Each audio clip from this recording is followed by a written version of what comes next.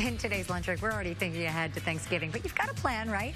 We're using a butternut squash in the recipe. Rebecca Goldfarb is the chef and owner of the Social Table. It offers BYO hands-on dinner party-style cooking classes, but also you can get things and bring them home if you want to. So if we want to have different side dishes for our Thanksgiving meal that we're not making, you'll make them for us. Yes, trying to make it easy this year for everybody. Right. Well, this is a great one to make for at home, or if you want to bring it to someone's house, for sure.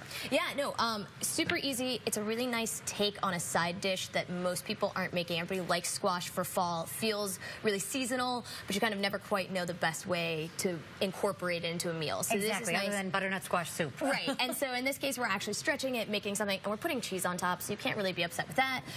But so it's really simple. We start with a nice butternut squash. You peel them. We're going to cut the tops and the bottoms off.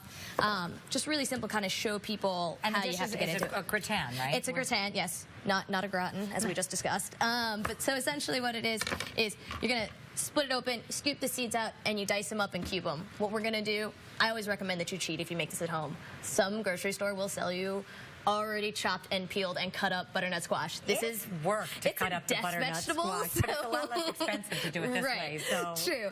But all we do is we steam this for about 15 minutes or so, a little bit of water in a pan, and then drain it, let it cool a little bit. So we have nice cooked squash. So we're going to say it's decently healthy for you in this state. Right. Yeah. Until you add all that cheese, but okay. So I'm going to have you dump this into our food processor. Really easy.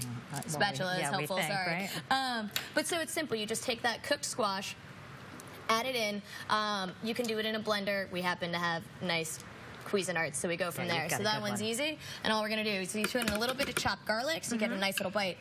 Here is when we stop being as good for you, so we're going to add 6 egg yolks in there. What this does is really help hold it together, really give it some structure, and it helps with that texture on the inside. It helps it puff a little bit as it steams, and then holds it. So when it first comes out of the oven, it has this nice puff to it, looks beautiful, and it smells amazing. And it probably tastes a little airier, right? Yeah, it helps keep it from being so dense. Another thing that helps that is this is creme fraiche, so this is essentially fancy sour cream. We add a little bit of that in there, and then we are going to, you've got some salt and pepper in front of you, and I trust you. Just want a pinch of the salt? Yeah. Okay. A couple grinds of pepper in there, and we're good to go. And then the last kind of secret ingredient is, we'll pretend like my pepper grinder works. And then my last special ingredient, a little bit of fresh nutmeg. So one of the things that most people don't realize is that nutmeg is something you should buy whole and grate fresh. It never really goes stale. You can always keep grating from the same one. And this just smells like the holidays to me. There's something about nutmeg that just... So when you buy it in the... When you buy it pre-ground, it doesn't have as strong flavor. It's not as unique. This is really going to add a nice earthy base, kind of give it that little extra pop of flavor at the end. Oh, wow. And then you get to use your microplane, which is the fun part. We're going to make a decent amount of noise and pretend like that's not a problem. Oh, that's never a problem That's never a problem. So all you do is puree it down. Super simple, really, really easy. You just want this nice consistency on there. You see, it doesn't have to be super smooth, but you want it to kind of all incorporate together. Okay. So as easy as that. But you want a few chunks in there, right? A little bit, so yeah. Just so that consistency. Otherwise, you're going to taste like you're eating baby food. And nobody wants that at Thanksgiving. So instead, we have to do this backwards for TV. That's the hard part. You had a spatula, so I'm going to have you put everything. I'm going to swap you this guy to put in there. The key with these guys is you've got the blade in the bottom. So one of the mistakes is people, dump that, and I'm going to hold the blade in there so it doesn't fall out and splash squash all over me. Thank you. So you just build this nice base. You can always butter the inside of your dish if you want to be nice to whoever's doing your dishes. It's Thanksgiving. You never know who's responsible. Right. And then... Will it stick terribly if you don't butter it? No, it won't stick terribly. It just makes it easier. Yeah, okay. So beautiful. You just get that nice smooth base. I'll pop that back over here. And then here's the key, is we've got this beautiful Gruyere cheese already grated.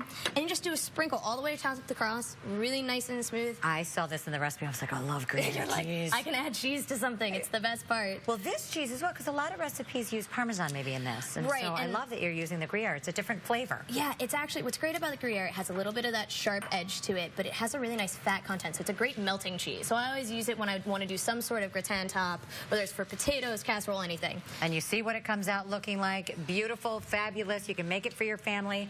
You can get it from us. Rebecca, make it for us, right? The Social Table is teaming up with Geppert's Meat Market for a full take-home menu plan for Thanksgiving. The Social Table, of course, is at 819 West Armitage. You can learn more at thesocialtable.com, and you can follow them at The Social Table. We'll, of course, post this recipe on our website. We'll have a link to The Social Table at WGNTV.com/midday. That's a great one. You can make it in advance and just throw it on.